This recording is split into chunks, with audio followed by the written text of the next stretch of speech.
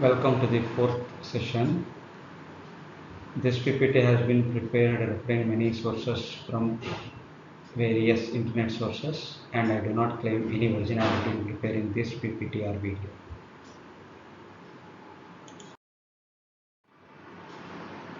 Welcome to the fourth session. In this session, we will discuss about the behavioral sciences. This theory was proposed by Kelton Mayo, and he conducted series of experiments between 1924 to 1932 as a part of his research program, and the entire experiment was conducted in Hawthorne plant of Western Electric Company. This company dealt with the assembly of relays, assembly of bulbs, and the main intention of this experiment was to study the effect of illumination on productivity. But fortunately and amazingly, the entire process revealed the influence of social attitudes and relationships of work groups on performance. The first phase was conducted between 1924 to 1927, and the predominantly this phase highlighted the effect of illumination on productivity. When they started the experiment, they went on varying the illumination level. For few days, they kept it at very low, then gradually increased, made it very high, again made it very low. They were expecting productivity will improve as the illumination level increases. But surprisingly, they could observe that there was hardly any improvement or decrease in the productivity with the variation of the illumination level. But during this phase, they could observe that there is something beyond this illumination point. And what they could observe during the first phase was people were feeling very much strained due to continuous work from morning till evening. So that led to the second phase of experimentation, during which they studied the effect of change in hours on working conditions. So they started introducing breaks, which was not present at that point of time. My dear friends, if you have seen Modern Times, Charlie Chaplin's Modern Times, in one of the scenes, they take the lunch break, and you see that even the assembly lines will be working and they have their lunch during the working itself. That was the way in which breaks were given. But they observed that there is something beyond that working hours and beyond that breaks during working hours, and they went on introducing breaks. First, they started with 10 minutes break every 4 hours. Then they introduced 10 minutes breaks every 2 hours and 20-minute break after 4 hours. They could observe that productivity has improved drastically. They were very fascinated with this, and they went ahead, a little bit ahead, and introduced a break every hour. But that played a detrimental effect. Productivity came down. That happened because people need some amount of time to cope up with the work, and they were getting into the work and they were streamlining their work at 1 hour, and at that point of time break was given. That tempo was lost, that continuity was lost. As a result, what happened? Productivity came down. As a result, they went back to the earlier system of introducing 10 minutes break every 2 hours and a 20 minutes break after 4 hours. This is what is being followed even today. You may observe in your timetable every 2 hours you have 10 minutes break or 15 minutes break, and after 4 hours we have 45 minutes break. But during this point of time, they observed something else beyond the break hours. They could observe that people join together, they discuss many things, they make social groups during the break, and that led to third phase of experiments. Why? Third phase of experiments was done to determine workers' attitudes and sentiments, which was not present earlier. They had time to share their views, they had time to express their concerns, and that was done during the third phase from 28 to 30. And they could observe during these 2 years there is something called as social groups, informal groups, and that led to fourth phase wherein experiments were continued to analyze the social organization at work. Till that point of time, informal groups, all those things were not at all given importance.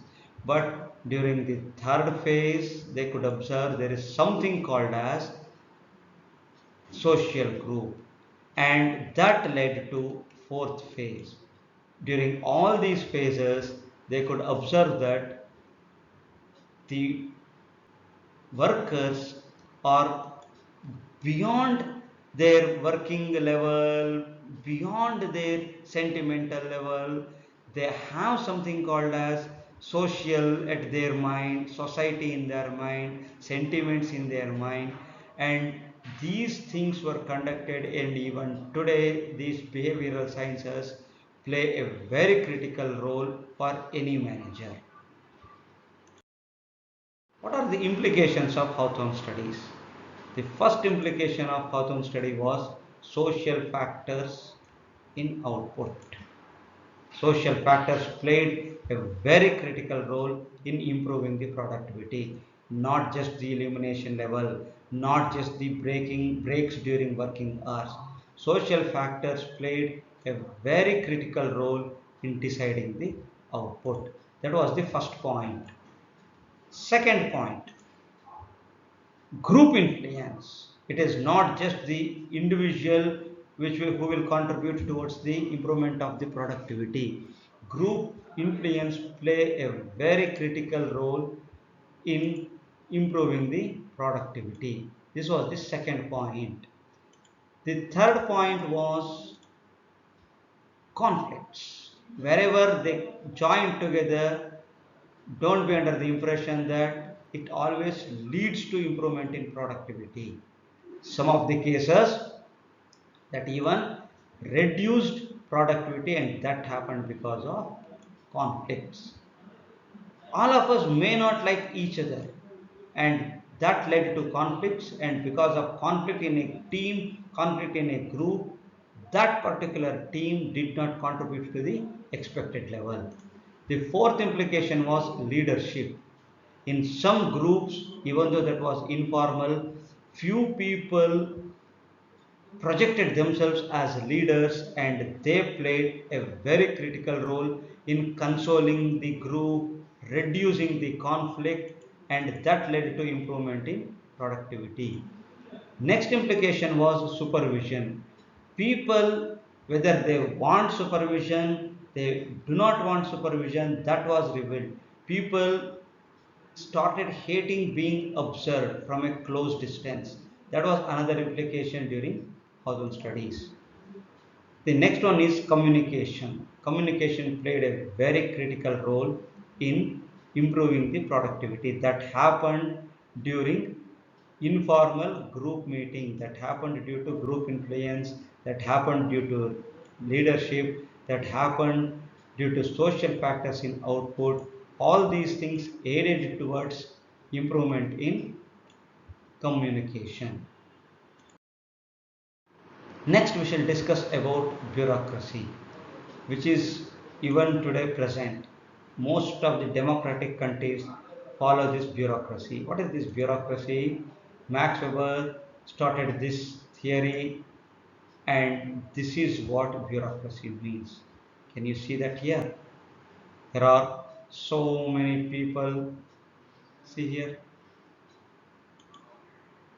they have pile of papers to be distributed. All of them are carrying pile of papers, pile of paper on his table, all of them in their cabins, and finally he slept. Worked for long time and he slept. And at the end of the day, look at his man, pale, dull, and down. All these things happened because of bureaucracy. Now, I ask you a very simple question. Why this much of papers are there in bureaucracy? That is bureaucracy. And a responsibility has been assigned to him and he has to meet that responsibility. Very short time is given. He has to prepare so many lists, clear so many files. All these things are a part of his. What are the features of bureaucracy? Features of bureaucracy are insistence on following standard rules. If they prepare some do's and don'ts, and you have to follow those standard rules. If you do not follow those standard rules, you are out. One simple example I will tell you, and it's a mockery of the system in fact. During 1970s, when Indira Gandhi was the Prime Minister, she had visited few of the villages in Uttar Pradesh that had observed severe floods, and she had ordered clearly release some amount to meet this emergency situation immediately. But unfortunately, you know what happened? Bureaucracy came into picture. When even when Prime Minister says release it, you cannot release. PA went with a proposal to financial department. Financial department again went ahead with a proposal to the chief secretary, and it followed its own route. And later, even after completing all these things, you cannot say, okay, pass it. It has to be documented. They wrote a letter and it has to be posted. And the post office, postal department took their own time. And do you know how much time was taken to release the money? It was an emergency situation ordered by Prime Minister, but the entire exercise took more than 1 month's time, 35 days. So what is the use of that? People who had to face the burden of floods had made their own arrangements by the time the money was released. That is the meaning of following standard rules. Systematic division of work. Everything is systematically done. Who has to do what? Who has to complete what work? Who should not do which work? Everything is systematically done. Principle of hierarchy is very strictly followed. Principle of hierarchy. Order should always flow from top. You cannot skip any level over there. So, principle of hierarchy is very strictly followed.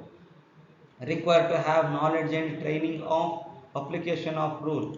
That's why, in order to become an IAS officer, a district collector, you need not have to become very intelligent. What you need to know, you need to have a knowledge of training of application of rules. Should know every rule, where it has to be applied, how it has to be applied. That much of knowledge is required. It is not a technical degree, it is not a technical knowledge. It is remembering everything. That kind of knowledge is required to be a bureaucrat. Next point is all acts, decisions and rule are documented. That's why you could observe in the previous picture, huge amount of papers were piled up. Personal administration is rational, and you have to take a very rational decision in personal administration. Contributions and limitations. What are the contributions? It helped people with heterogeneous backgrounds systematically. People know what is to be done and what should not be done. That is one advantage. But Weber himself started blaming the concept due to a lot of limitations like over conformity of rules. I gave you a very simple example of Prime Minister ordering the things but people following the rules. Backpassing, not encouraging initiative. They keep on see if you take a file to one person, they say this point is not clear, send it back. Again it comes back to this person, again he highlights this point is not proper, send it back to previous level. That happens, and that is termed as backpassing. Categorization of queries, displacement of goals, they keep on moving, changing the goals from one person to another person, and goals keep on changing from time to time. No real right to appeal, you cannot appeal clearly. Neglect of informal group, there is no priority given to informal group. Very rigid structure, and inability to satisfy the needs of mature individuals. You cannot satisfy everyone. These are all the limitations of bureaucracy, but whether it is required or not, most of the democratic countries follow this bureaucracy even today. Thank you.